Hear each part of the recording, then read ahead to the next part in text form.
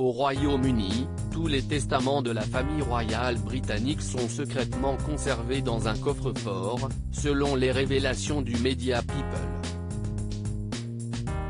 Gardé par le juge de la Haute Cour, Sir Andrew MacFarlane, à la Royal Court of Justice, le premier testament conservé date de 1911 et aurait été écrit par le prince François de Teck. Je peux confirmer que la plus ancienne de ces enveloppes est étiquetée comme contenant le testament du prince François de Teck, a confié le juge aux médias. À ses côtés, il y a bien évidemment les dernières volontés de la reine Elisabeth II et celui du prince Philippe, décédé en avril dernier.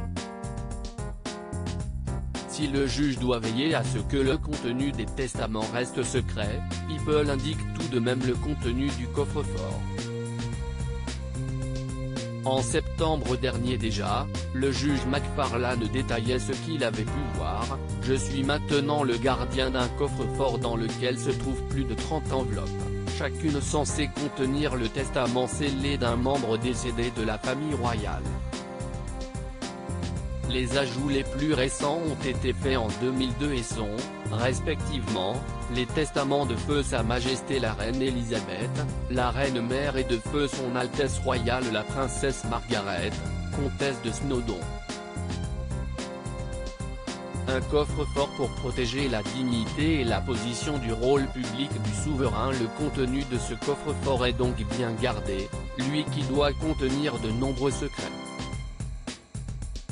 Mais la famille royale a bien le droit à un niveau de confidentialité très élevé pour protéger la dignité et la position du rôle public du souverain et des autres membres proches de sa famille, explique son gardien.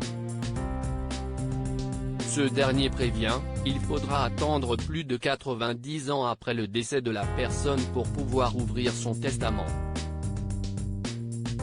Et là encore, il y a peu de chances d'avoir accès à ce contenu. Cette demande a des chances d'échouer en l'absence d'une justification spécifique, individuelle ou privée relative à l'administration de la succession du défunt.